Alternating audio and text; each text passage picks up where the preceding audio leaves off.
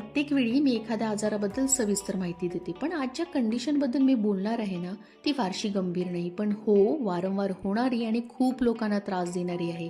वर्षातून 1-2 वेळा तरी जवळपास सगळ्यांनाच होते आणि आजकालच्या चुकीच्या डाएट आणि लाईफस्टाईलमुळे ती अजूनच वाढली आहे.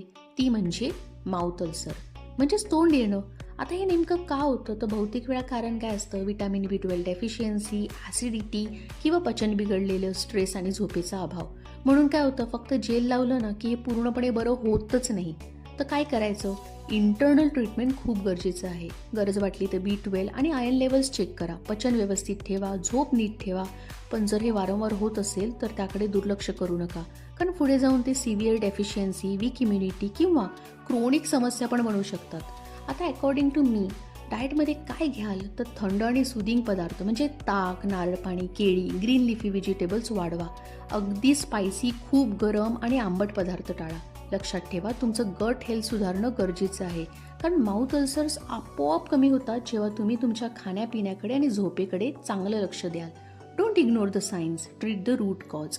जागरूक व्हा आणि नेहमी खात राहा, पण निरोगी खात राहा.